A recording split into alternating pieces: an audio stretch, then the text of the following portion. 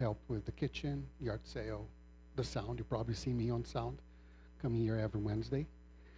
And the reason, it's my first time here speaking in this center, so it's weird being this tall.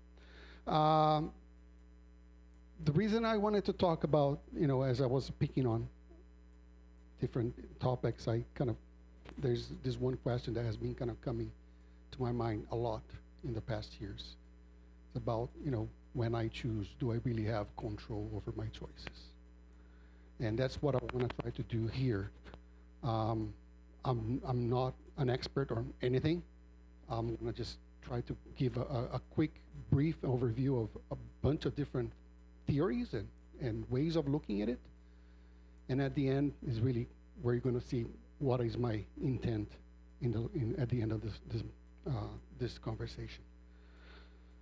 Okay, read. The funny thing about this is AI generated. And you have two choices, but the arrows are pointing the opposite way. AI still has to get better. How do I move pages? Magic. I'll start with a little example about something that I believe every single one of us have gone through in the past. But it's just kind of to give some picture about, opportunities where we are making choices, that we're reacting to choices. So it was 8 p.m. as Carol prepared a delicious dinner for our family.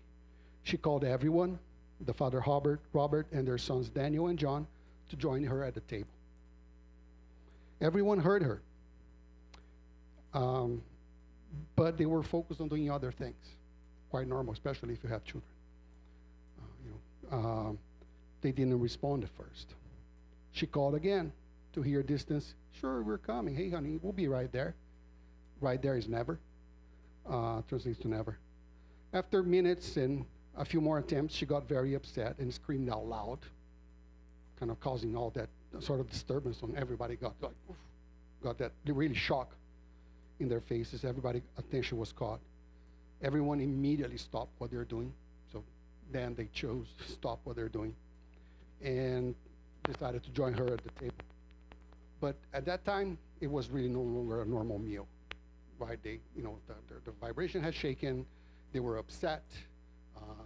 They were probably judging each other, and so other things. So this is a rather simple example, but I just kind of wanted to kind of bring up to to kind of start the talk today.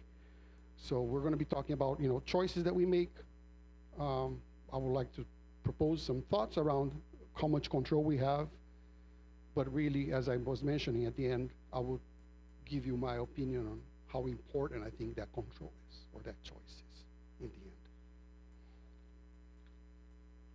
Feel free to ask me questions and stop. There's not a lot of material, so we have time.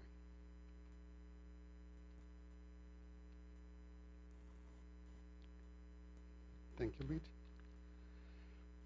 So we'll start with making conscious choices. So we'll start by defining free will. I mean, we all heard or talked about it. We all think or not think we have it. But let's start about maybe putting some words on kind of what my view of it is, right? So the concept of free will refers to the ability that we have to consciously make our own choices and determine our own future. That's my definition of free will that I came through. It's the power of choosing. Some people may disagree, and they think that we might have a sensation of free will. Maybe we're really not choosing, we just think we are choosing. We'll cover that.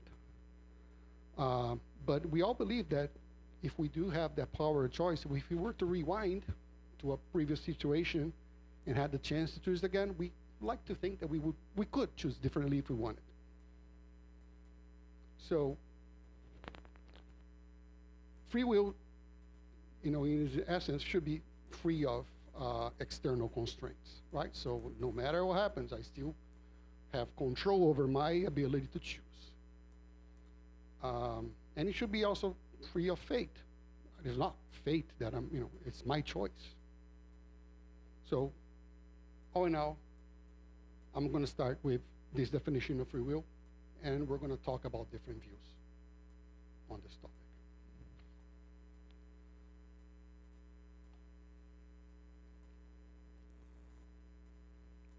We'll start with the stronger one, the harder one, determinism. I'm calling here religious determinism because a lot of the examples are going to be religious, but it doesn't have to be, specifically about religion. At its core, religious determinism is the belief that every human action and worldly event is pre-written by divine power. In this view, we aren't the authors of our lives. We're following a script. We might not know it. That's the belief. So this suggests a predetermined plan while everything happens for a reason. So how many times we hear or see or we ourselves say, hey, this happened because it had to happen or because it was God's will. Very common way of... the other interesting phrase as I was researching and I wanted to share with you is that people say you can never see God's will before it happens. You can only see at the end of it. So again, a lot of situations where we don't like the outcome of something and we try to kind of satisfy ourselves that, it was not in our control. It was, determined. Another aspect of this is, the idea of fatalism, which is primarily is that, things are, the end is already written. There's really nothing that are personal choices, or there's no personal choices. And life works in a way where things are based on rewards for obedience and punishments. And the duality is extremely present there. There's good and evil. If you do good, you are rewarded. If you don't do good, you are punished until you follow God's will, right? You follow the path. So as I've been thinking about all these things, I just believe that, and that's my phrase, free will is incompatible with the existence of an omniscient God. I just don't think that, we can put these two on the same piece of paper and draw a line. There's no correlation between them. They're opposites.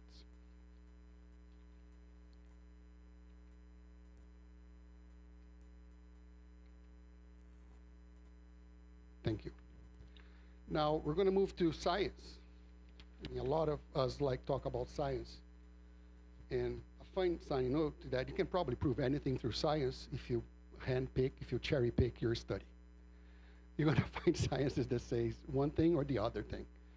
And, it's really hard to say that, everything is just, that, science has answered something. But that's just my personal view. But what I wanted to talk about is the view of causal determinism. That, there is determinism, but there are external factors. There's a cause for that. So I'll talk a little bit about that. That's the idea that everything that happens is a product, is caused by prior things, stretching back to events that happened in the past or situations like our body, our environment, our system of beliefs. So our choices are determined by these experiences. An interesting study that I heard about, which actually is the one study that caused me to start thinking about this whole topic, as I heard a podcast, somebody talking about this hungry judge effect. And have anyone heard of that study? It's a study that was done in 2011. So it's about 15 years old. It became popular, known as hungry judge effect. It reviewed all the decisions of the Israeli parole boards.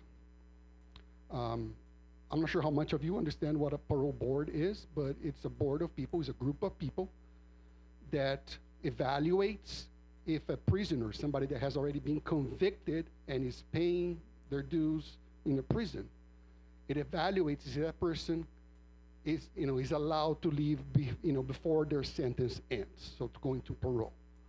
So this is not a situation where the judge or the group of people are deciding if the person is guilty or not guilty. They're just deciding if the person has covered enough of their sentence and they should be more lenient towards the case. Here's the funny fact around this study that really shocked me. Imagine that they had a whole day of sessions where they review tens, maybe hundreds of cases, all different cases, and kind of going one after another.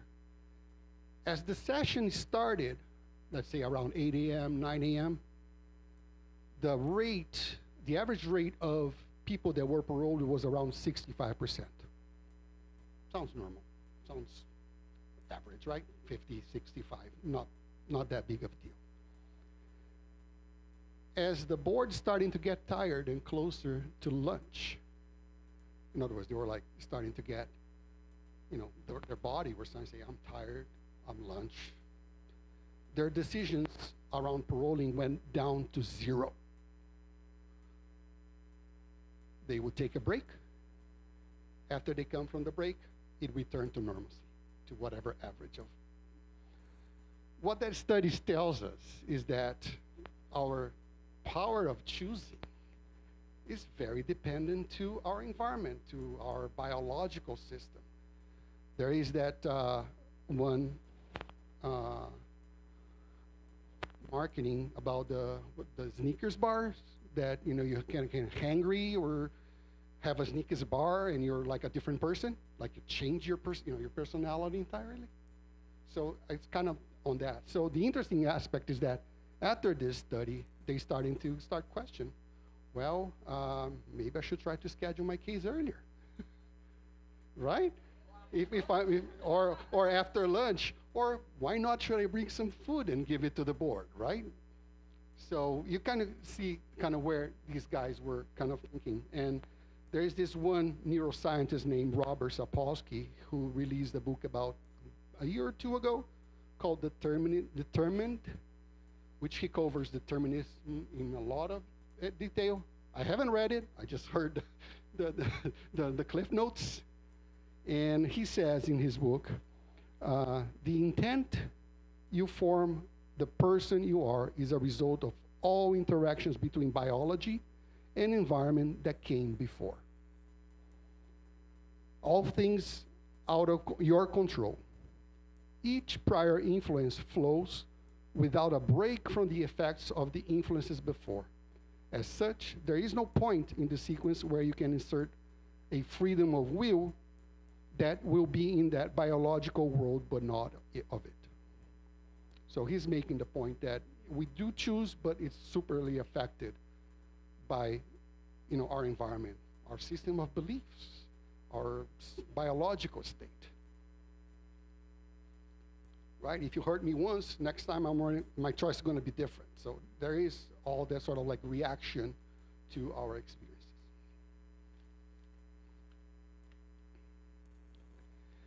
And now is the vision of an Spiritist book. And I know you guys all read it multiple times in all languages. You know the Spiritist book very well. So who am I to talk about it? I'll just give a quick cliff notes of what you can read on the Spiritist book. On chapter 10, moral laws, it abords, talks about, there are questions around free will. Some of the answers. Human beings enjoy unbounded freedom in their thoughts, but are often prompted by thoughts of other spirits. So, yeah, you have freedom of thought, but there's a little guy here on each side talking to you and trying to affect or influence your thoughts. And because you have freedom of thought, you have freedom of action. They further affirm a few questions later that spirits are influenced by our matter that can hold them back from exercising the free will. And that to me sounds causal determinism, that science, the hungry judge effect, right? If you may be held back from making a true free choice, and as and exercising that, with a complete free will. They further affirm that without free will, so they're really strong about saying free will, it is a thing. Without free will, a person will be just a machine. So, interesting there. Free will is proportional to intelligence. As the mind develops, acquiring knowledge and consciousness, they exercise of their exercise of free will increases. So it's talking about evolution. The better we get, the better choices we make. Some of us, yeah.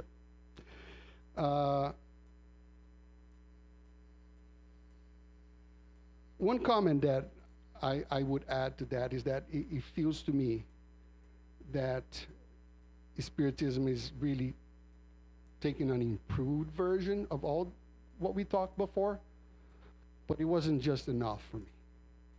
And, a note that I made is that, as I was reading another book, is that at the dawn of the Spiritist movement and the codified books, we're talking about the 1800s, we can now see that many of what has been written in those books is a reflection of the thoughts of the time.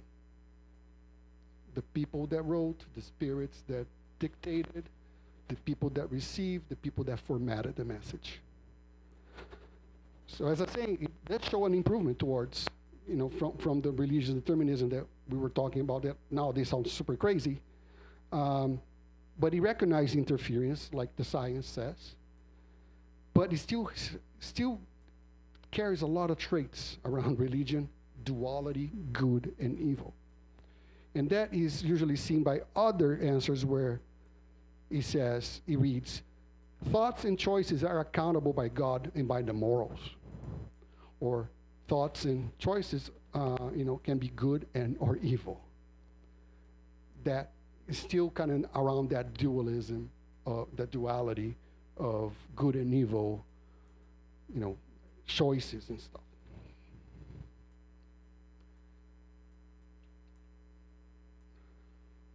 Can you switch next, please, for me, Liz?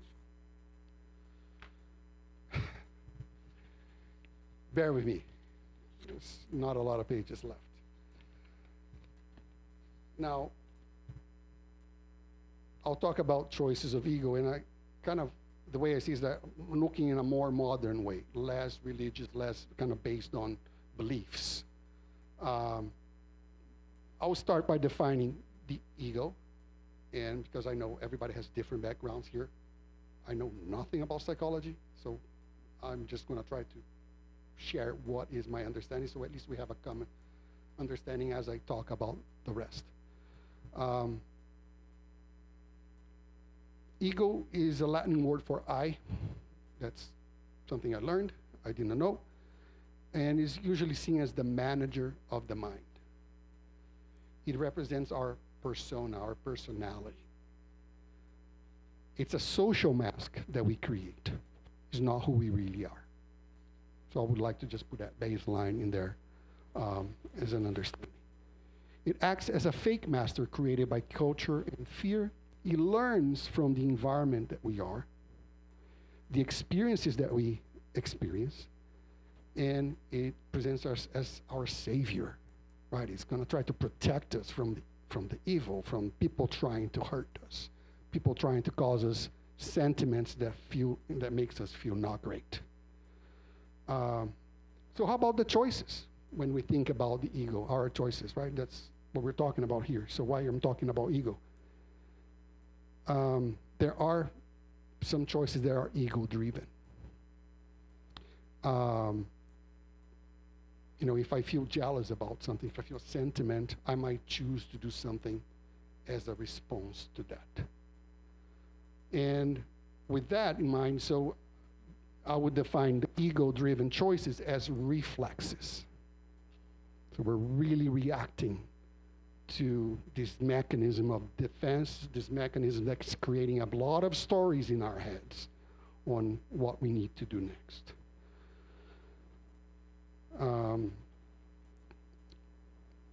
One book that I've been reading for now a year that I wanted to kind of mention a couple of things that talks about ego a lot is A Course in Miracles I haven't finished it yet. It's taken me a long time to go through it. But a couple of things that I wanted to share that I read there is that it depicts the ego as a separate mind that interprets the world through conflict and scarcity.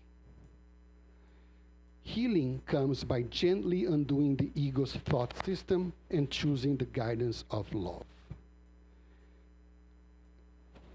So, and there's a few other ones in there that that if you can read. Ego is a wrong-minded attempt to perceive yourself as you wish to be, rather than as you are.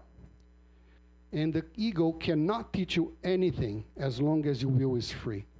So there is a conflict between ego and will and choice, because you will not listen to it. It is not your will to be imprisoned because your will is free. That's why the ego is the denial of free will.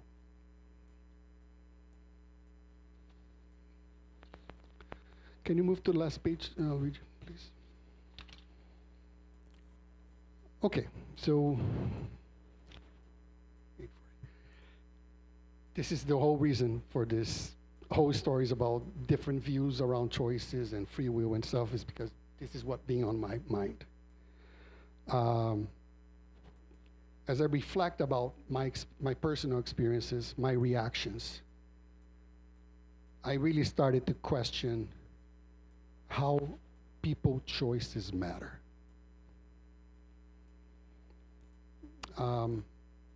They might matter in this life, but I'm trying to think not specifically about this life, but thinking it broadly, right? Timeless, thinking eternal.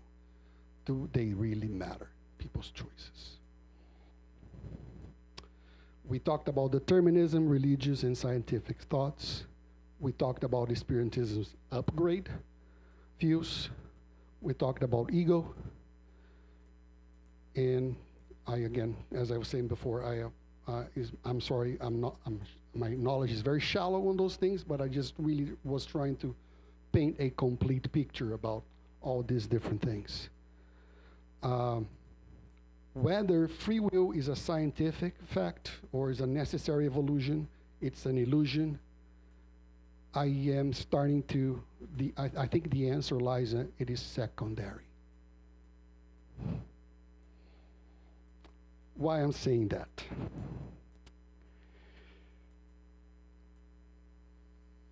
Whose fault is it when somebody chooses something that I don't like? How much control do I have over other people's choices? Don't. If they choose it because they are, they're exercising their free will, or if it's deterministic, or if it's God's will, does it really matter to the way I see it? And more especially, think about the example of a child when they drop, I don't know, glass of water, and he breaks the glass and the stuff. Do we really get mad with the kid? Sometimes, maybe if we're in the wrong state of mind, we will, but we have this tendency of forgiving, right? Or letting it go because he's a kid. He doesn't have control. He didn't make that choice. So if there are cases where people don't have free will, and that's really what kind of got to my mind. If you don't have free will, whatever you're doing, you're not doing to hurt me. There's just no way. I have to change my moral ethics view of that world, because you're just not doing it to hurt me. You're not doing to affect me. You're doing it because of whatever reason. Because of your experience, your environment, your own choices, or because, I don't know, your ego. Yeah. So that's kind of where really my mind is on right now, and I really gonna work hard to see if I can make that stick, that it doesn't matter. It's secondary. You can have your free will. You can not believe in free will. It doesn't matter what you do. I need to really think about being more compassionate, right? So if somebody is hurting me or somebody is feeling bad, I need to respond with care. I need to, be there for the person, for the choice that they're made. I need wise discernment. In other words, judgment is a no-no. The moment that I blame, I'm letting that choice affect me. And if the person did not have a choice, why should I blame them for that? And lastly, forgiveness. If I fail on the judgment side, I need to find a way to kind of move out of that state.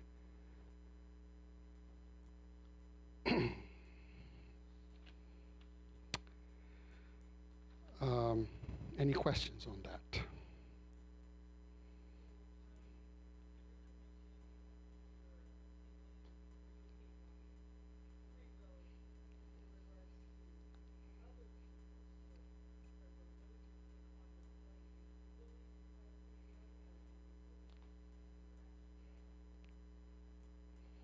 I think my actions are really coming from my mind and my ego. So I don't think they represent me in their vast majority. I am influenced, yes.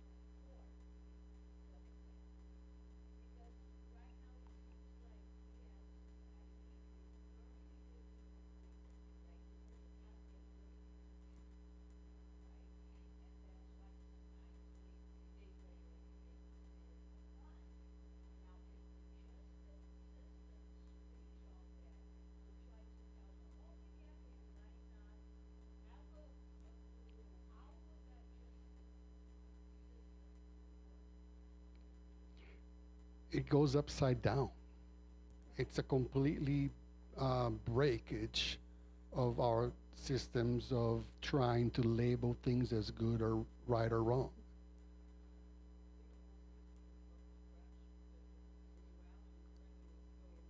Yeah.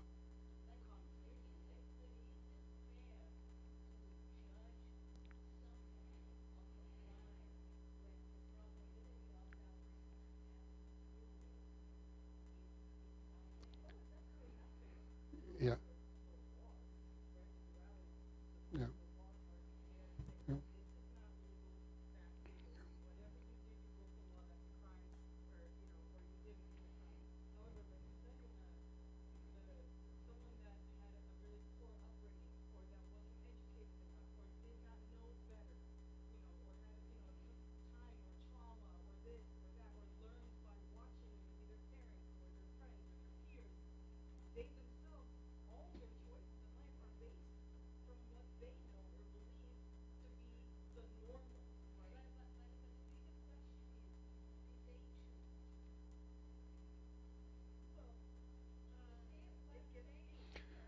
Yeah. You have the interesting part is that the law already recognizes that at some level by deeming up a criminal as insane or mentally insane, they throw them in a different type of punishment.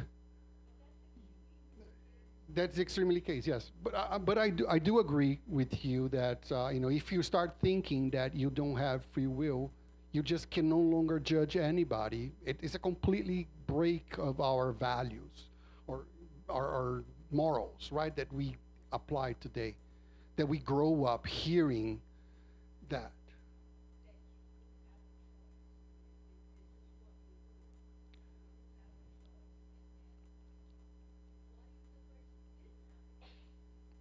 Yeah.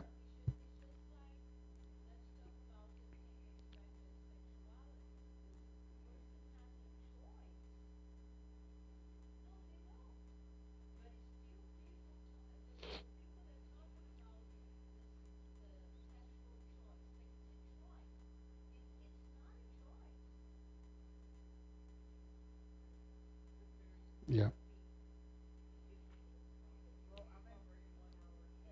Yeah.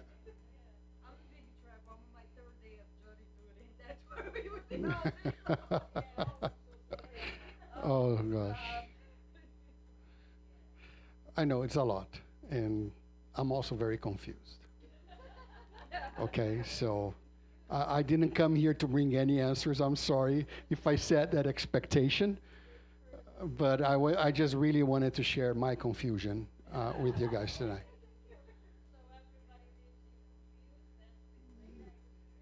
That's the great, or at least everybody start thinking about, when somebody does something, did we really had control? Did they really had control over that?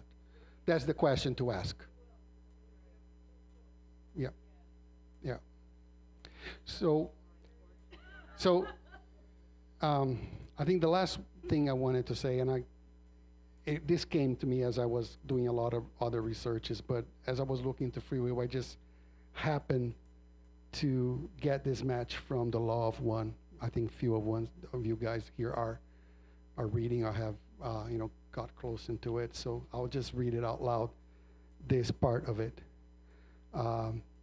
In one of the answers, I don't know, session on the 10th, maybe 15 or 16, Ross said, the law of one may be approximated by stating that all things are one, that there is no right or wrong, no disharmony.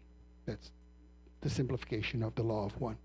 Always one, that one, love, light, love, the infinite creator. The first distortion, and when they say distortion in the book, if you haven't read it, it talks about anything that moves away from the unity, right, from the one. The first distortion is free will, or liberty, or the way of confusion. It is the foundation of the entire experiment. The first distortion is that the Creator may know itself. That's it. Thank you, everyone.